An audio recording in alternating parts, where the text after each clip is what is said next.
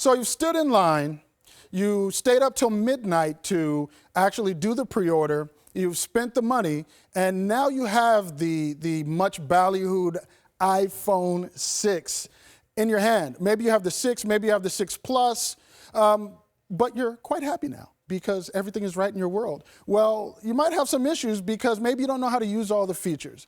What we're going to do is, now that we have the iPhone 6 Plus, we're going to be reviewing this phone. We're going to be putting it through its paces, and we want to know what you're having trouble with. So right there in the comments section below, leave a comment. Over the next few weeks while we're actually using this device, we'll answer some of those comments. We'll get to some of your questions. We'll show you some of those features. We're even going to show you some things that you didn't even know your phone could do. So stick with us for that.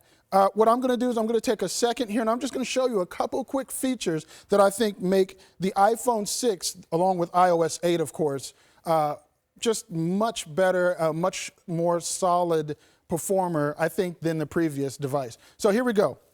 One of the things that we're looking at here is, of course, the Touch ID, which is the thumbprint that allows you to log into the phone without having to put in a password. They've actually more deeply integrated this into the operating system and with apps. App developers are updating very fast, like Evernote, one of my go-to must-have apps, has already updated so that when you use the app and it's passcode protected, you can use Touch ID to log right into the app. Now, you might be keeping sensitive information in Evernote. It is an app that stores website data, that stores basically anything you want to put in, taxes, PDF. And so you might want to, you're really going to want to have that secure. So I do have that password protected. One of my other favorite applications that I use is Mint. It's a personal finance manager, and it allows you, obviously, to keep track of your spending, your budget. One of the things that you want to do definitely is password protect that. I know you may have your phone password protected, but you also want to password protect the app. They've integrated it with Touch ID, so it also now allows you to unlock the app with your fingerprint as well.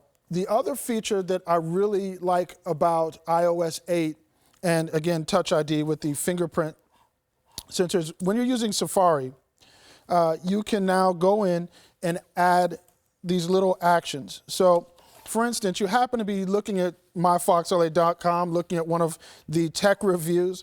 You can now go in and save that review to, let's say you want to save it to Pinterest. You go to More, and you'll now see a listing of all the apps you have set up on the phone that have what are called browser extensions. So you can simply go over to the browser extension, turn that on, and now when you're on a website that you want to save to, let's say, Pinterest, once you've turned that on, and let's go back into Safari, let's click Done here. Now you see you have the ability to save it to Pinterest, you can Facebook it, you can tweet it. And again, other apps that support this, once you go into More and turn them on, here's Evernote, for instance, again, my personal favorite. You can see that once you add that, you'll be able to go right into saving directly to Evernote. This, of course, also works with password management. So you see I had 1Password on the device. Now I can go over here, turn on 1Password. It will allow me to log in directly to websites using the 1Password app. So I'll put reveal password, or I'll rather click on the website address in 1Password. It'll open up the password in Safari.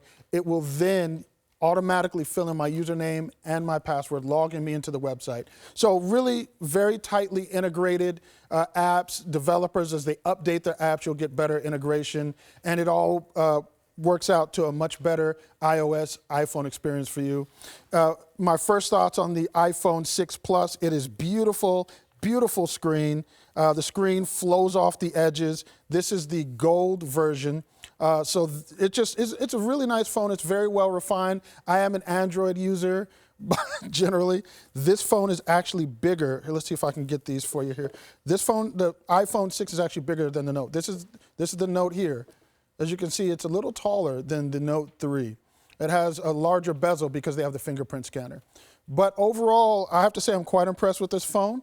Stick with us, of course, here on our YouTube channel, youtube.com/user/myfoxla for the latest tech news, tech for the rest of us. And again, we're going to answer those comments, get you the information you need to know. Thank you very much.